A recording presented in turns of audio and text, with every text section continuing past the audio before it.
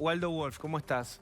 ¿Estuviste en esta marcha de esta asociación de papás y mamás? Estuve ayer acompañándolos a las 16, se juntaron en Plaza de Mayo, fuimos, estaba el diputado Jorge Enríquez y estaba el doctor Camburián, algunos de los que creemos en que nuestro lugar está para exhibir eso también, vengo siguiendo y acompañando, conozco como tantos otros algunos de los padres que organizan esto.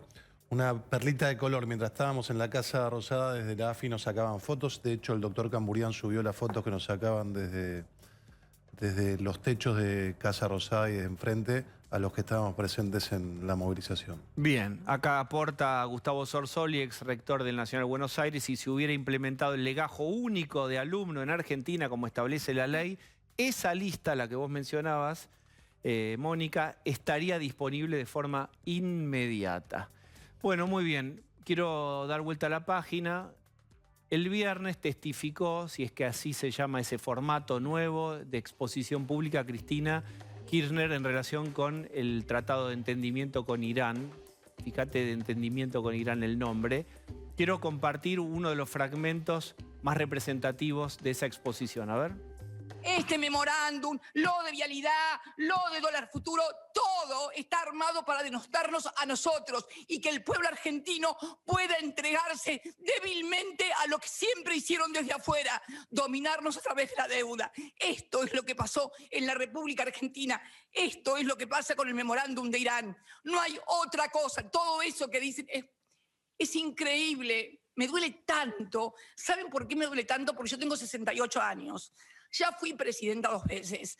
No me mueve nada más que el dejarles un país a mis hijos y sobre todo a mis nietos y a mis nietas mucho mejor del que recibió su abuelo en el 2003. Esto es lo único que me mueve. Parece ser que no lo entienden. Parece ser que solamente se rigen por lo que ven en los diarios. No pueden tener pensamiento propio para poder analizar un poco más profundamente de lo que sale en la televisión o de lo que sale en un diario. Así nos va y así nos va a ir a los argentinos. Así le fue a muchos argentinos que no quisieron vacunarse porque le habían dicho por la radio y la televisión que la vacuna era veneno, que se le pegaban los imanes o cualquiera de las barrabasadas que han dicho en los últimos tiempos en esta verdadera tragedia que tenemos, que es la pandemia. Bueno, muy bien. Waldo Wolf, una impresión sobre esta defensa de Cristina Kirchner. El psicólogo sos vos, es difícil hablar de esta mujer en el estado en el que hizo su alegato. Un alegato vergonzoso, una ofensa para mí y para tantos otros. Yo nunca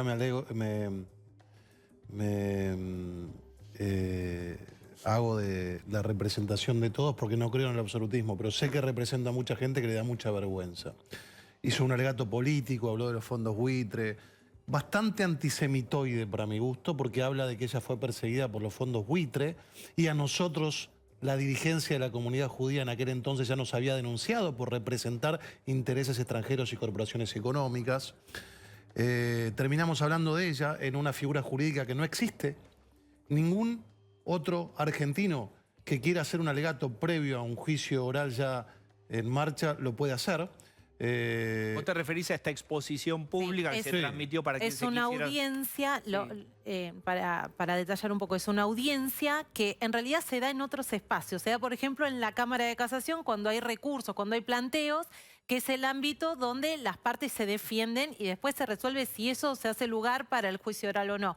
No existe antecedentes en la justicia federal de una audiencia de estas características ante el tribunal que tiene que llevar adelante el juicio. Es como que vos te anticiparas en tu defensa frente al tribunal. El juicio todavía no empezó. Es una causa elevada hace 3 años a juicio oral. ¿Cuál es la consecuencia de que se haya permitido esta exposición, antes diríamos televisada, es transmitida, porque por redes sociales? ¿Cuál es la consecuencia de que esto esté habilitado? En primer término, estamos frente a una acusación penal.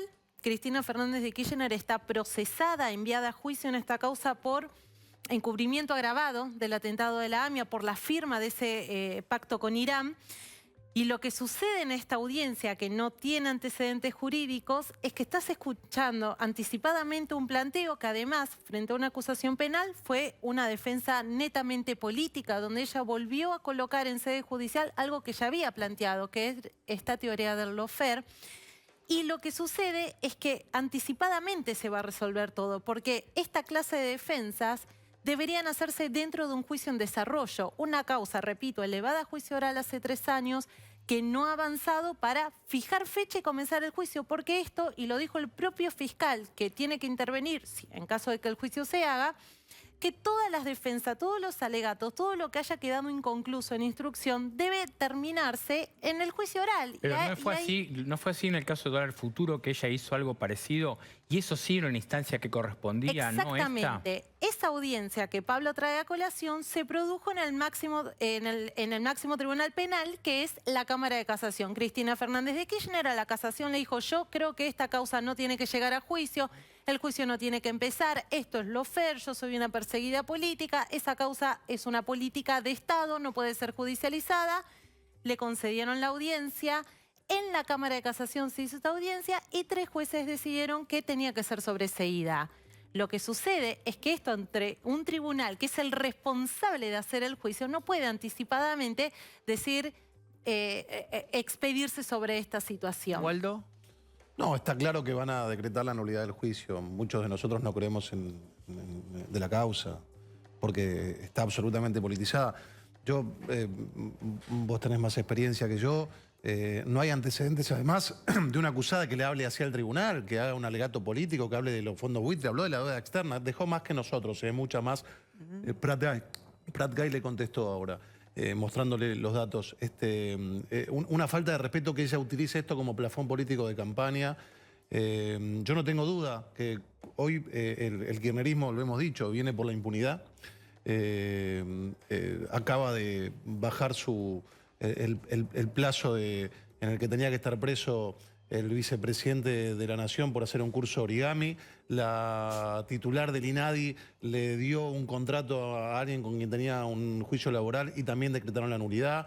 Zanini, que le robó la vacuna a alguno de los 100.000 muertos, falsificando su declaración jurada, tampoco fue a juicio. La Argentina hoy no goza de un Estado de Derecho pleno. Hay una casta política, burguesa, aristocrática que gobierna y maneja los juzgados, y el resto de los mortales nosotros van por la nulidad, sin duda. Que viven un VIP de la vida, porque esto fue una instancia VIP dentro de la justicia.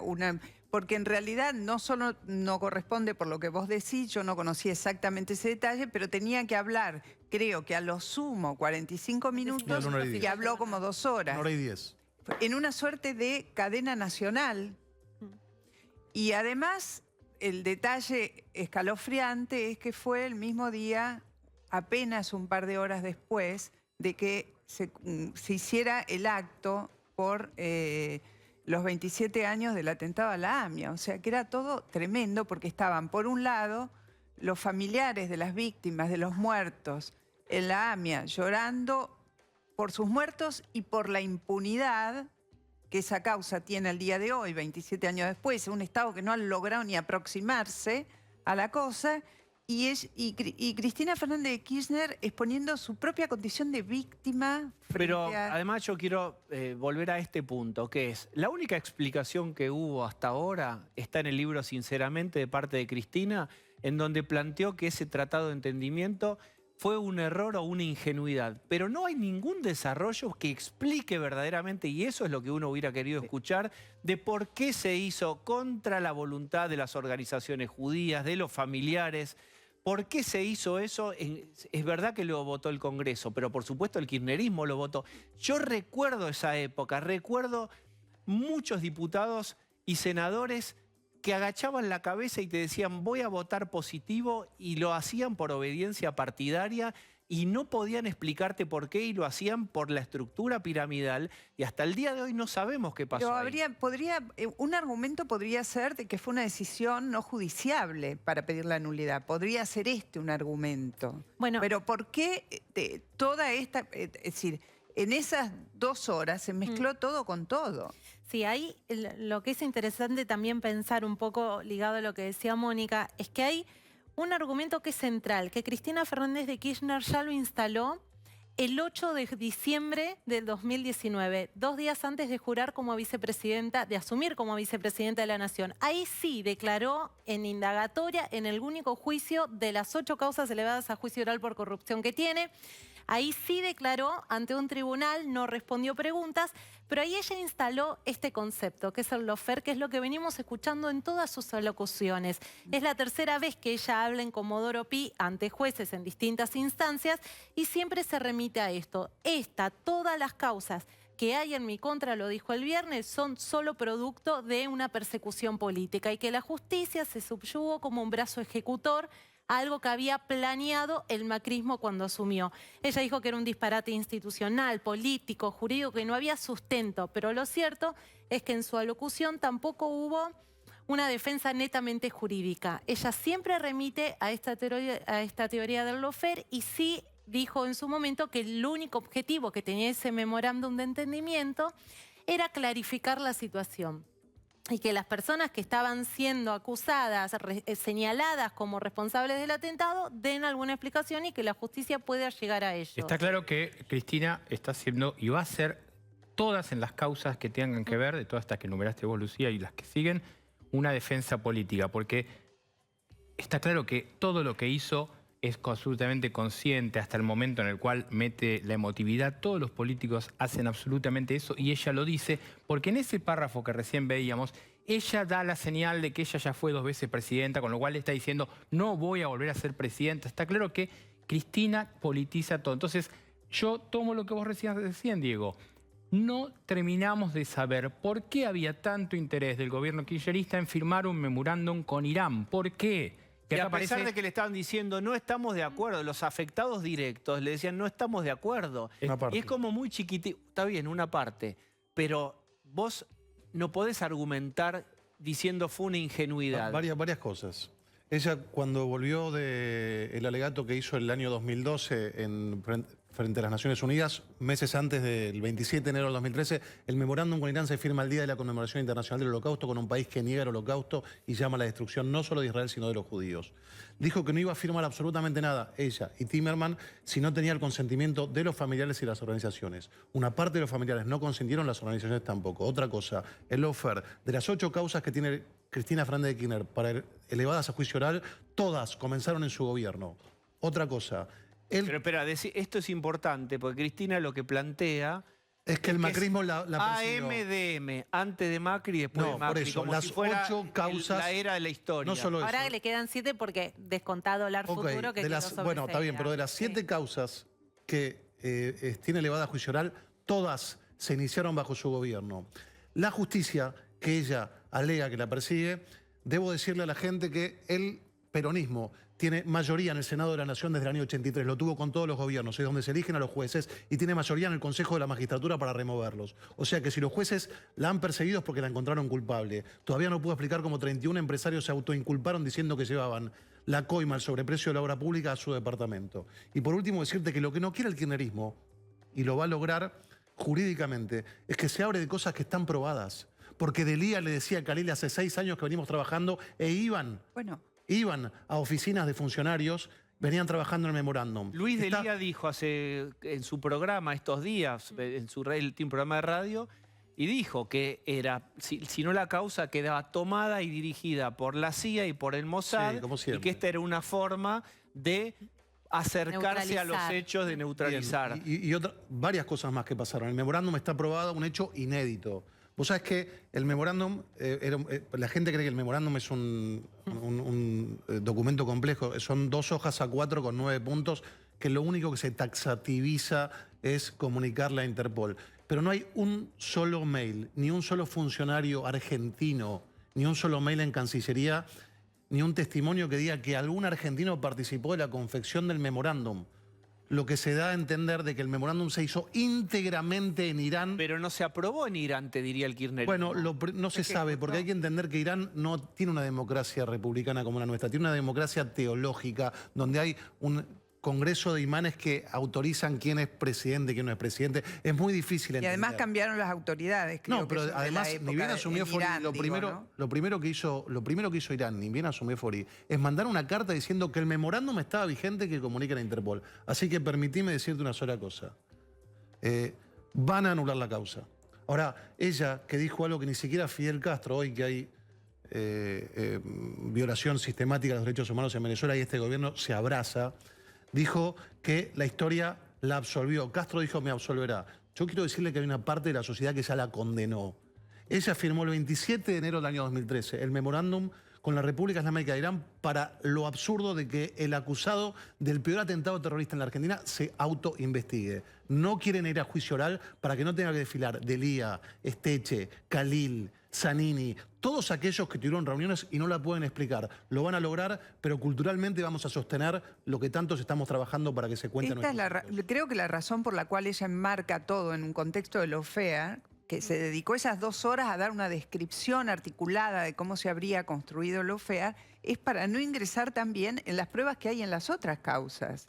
En la causa que tiene que ver con la ruta del dinero acá, con OTESUR, con los sauces, con los cuadernos, con todo lo demás. Sí, hay un dato también que no es menor, es que estas audiencias, no ante el tribunal, pero en la Cámara de Casación y demás, son habituales cuando hay algún planteo que hacen, por ejemplo, que no se haga el juicio. En todas las demás causas, obra pública, OTESUR, los sauces y OTESUR son 2 causas donde se investigan a las empresas de la familia Kirchner acusadas de lavado de dinero. En todos esos expedientes, incluso en el caso de Cuadernos, que también está elevado a juicio, hubieron audiencias. No participó de ninguna de esta manera. Yo te pregunto sino que por su último. abogado fue y presentó un escrito en ¿Puedo algunos agregar algo casos. ¿Eh? ¿Se puede agregar algo más? Sí. Ella también se dedicó a descalificar a uno de los jueces, a Hornos y Borinsky, porque encontraron que la esposa de Borinsky es hermana de la esposa de un socio de un dirigente de DAIA. Quiero decirte... No, y también mencionó que hubo 15 reuniones de ellos 2 en la Quinta de Olivos durante el gobierno de Mauricio Macri. Los partidos de tenis. Hubo 15 reuniones porque además él, yo no le voy a defender a Borinsky, que se defienda solo, porque además él presidía una comisión que tenía que modificar el Código Penal. Pero al margen de eso, quiero decirle que esta causa pasó por 15 jueces, porque hubo 4 fiscales que pidieron que esto vaya a instrucción. Estuvo Nisman, estuvo Policita, estuvo Tayano, estuvo Moldes. Después esto fue a la casación, que estuvo Borinsky, Hornos y Figueroa, una jueza de justicia legítima, que dijo también que debía ir a juicio esto porque la denuncia de Nisman era plausible, verosímil y coherente. Esto después lo eleva a juicio oral el juez Bonadío y después la Corte Suprema lo ratifica. Quiere decir que hay como 12 o 15 jueces que dijeron, porque no dijeron que era culpable, dijeron que vaya a juicio y explique en el juicio. Y ella no quiere ir al juicio como debería ir cualquier hijo de vecino. Waldo Wolf, muchas gracias. Gracias a ustedes. Bueno, quiero que